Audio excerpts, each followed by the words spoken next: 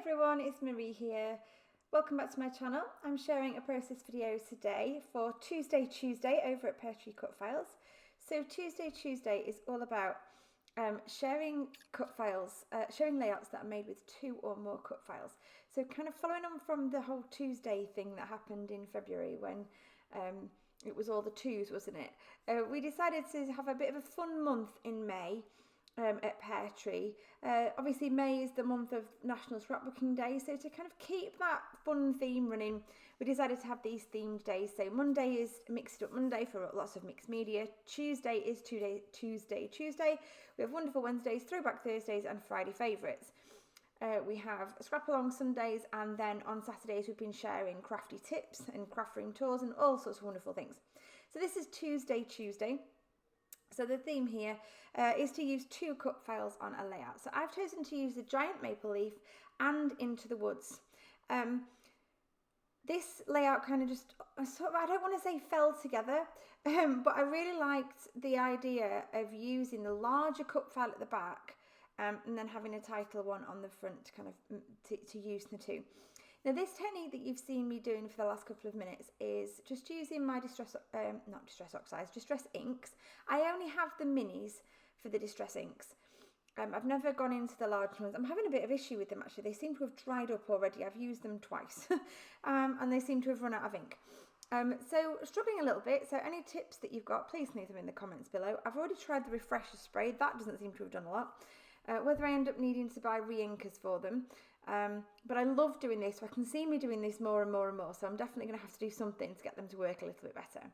Anyway, I managed the best I can here. So I've taken a sheet of Vicky Boutin foundation paper and I have literally swiped the ink pads across them in a rainbow pattern from red through to kind of the pink at the other side.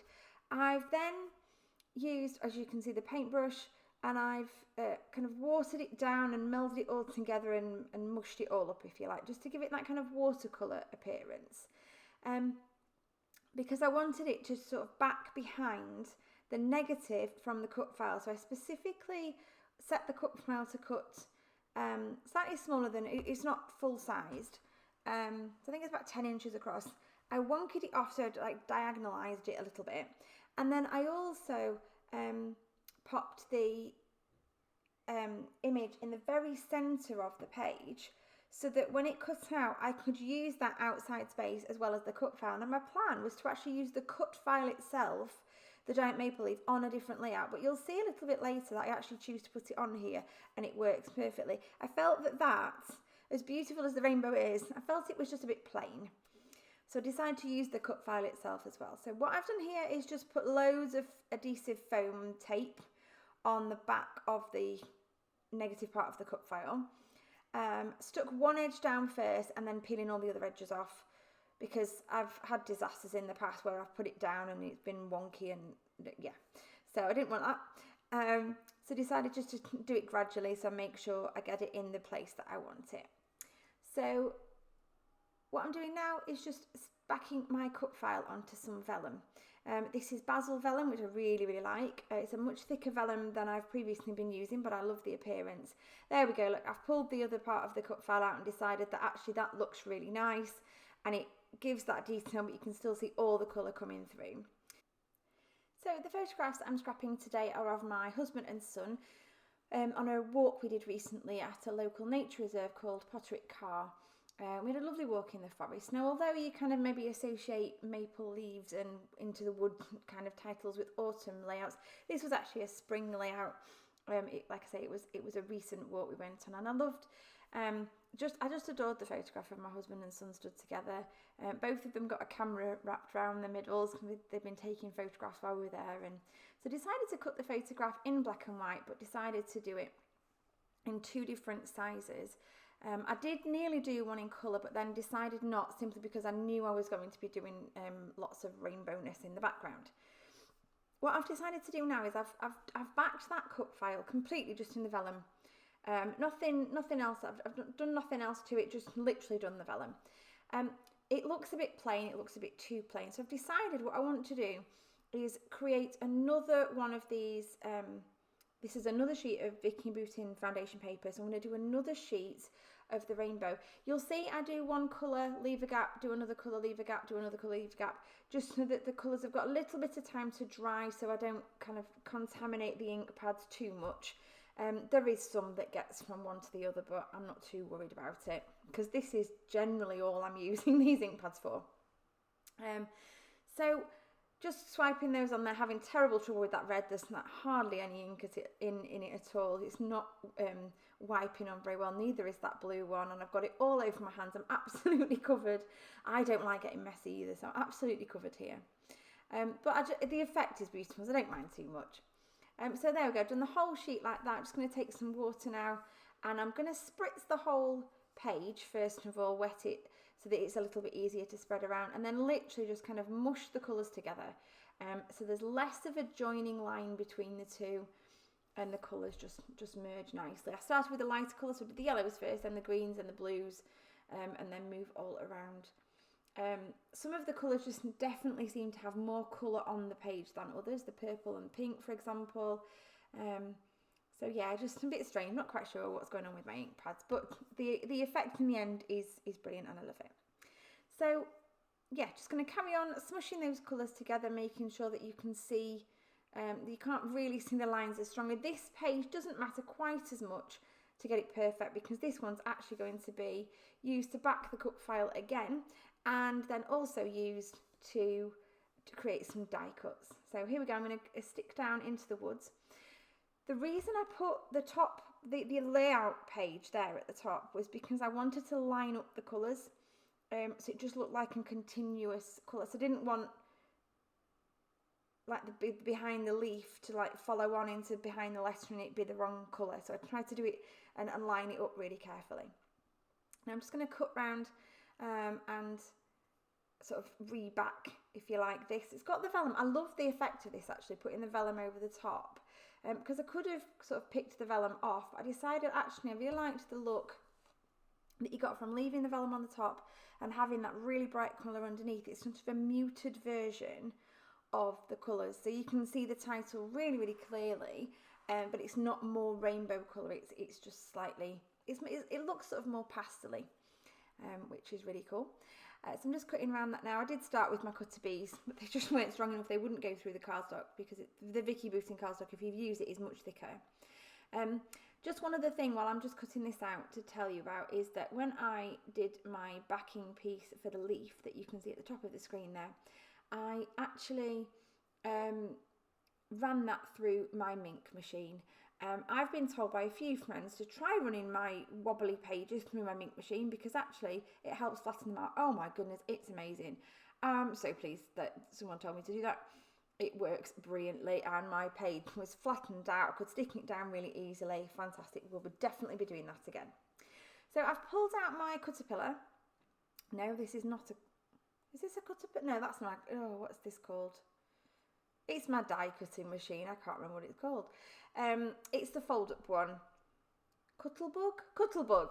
There we go. So it's the fold-up one because I do keep it in my cupboard most of the time. I do use a majority of cut files. I don't use as many die cuts, but I really wanted to do some die cuts. So that was my plan. So to back the cut file in the rainbow paper, and then to cut out lots of die cuts with the rainbow paper as well, because I had gone through my stash and I didn't have anything that was rainbowy and bright enough to use as ephemera.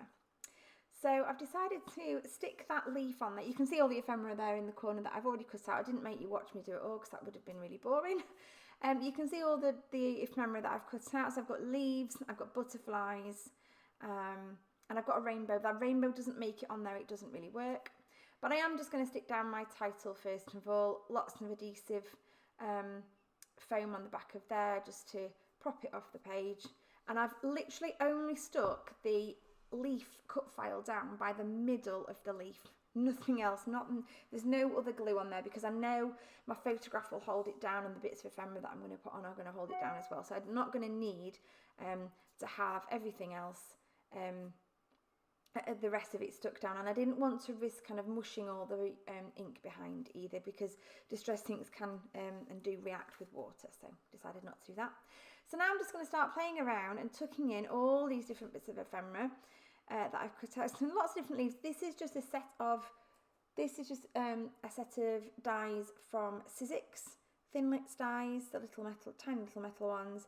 And I only used 3 different ones, I think. Just cut lots and lots of different ones of them out of the different coloured parts of the sheet so that I can do lots of tone-on-tone embellishing. So I've tried to keep the pinks with the pinks and the oranges with the oranges, etc. So I'm just playing around with tucking them in. While you watch me do this, I will tell you that this technique I did learn from my lovely friend Monique, who is Handmade Happy by Monique on Instagram and on YouTube.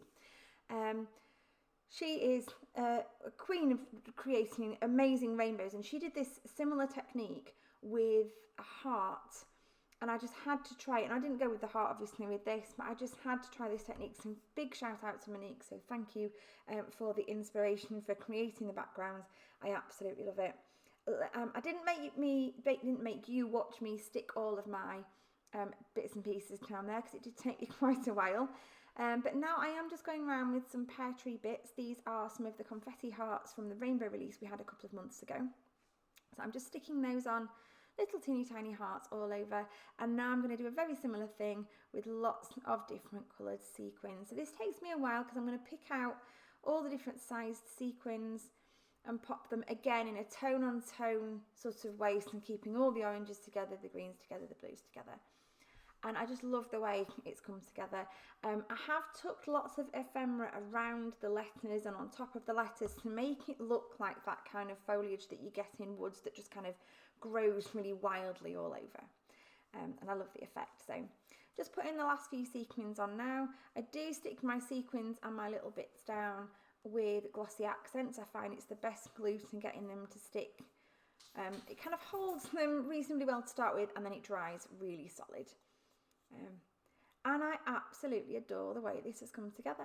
So I hope you might join us in a Tuesday Tuesday layout over at Peartree. Feel free to have a go yourself at using 2 cut files or more on one layout. Like I say, I adore how this has come together, and I'm really enjoying making rainbow layouts at the moment. I've got another one on my YouTube channel where I've used a tab stamp to create a rainbow background using tabs. One of these rainbow backgrounds and using a small cut file on the top as well. So maybe you would like to check that one out as well. Do have a look on the rest of my channel. Thank you ever so much for joining me today. I hope this video has inspired you and you've enjoyed watching it come together. If you're not already a subscriber, please consider subscribing to my channel and do give this video a thumbs up if you enjoyed it. Head over to peartreecutfiles.co.uk to grab any of the cut files that you see today. I'll leave the link in the description box below, and head over to the Peartree Cutfiles Facebook group to join in some of the fun that we've got going on this month and throughout the year. Thanks ever so much for joining me. Bye for now.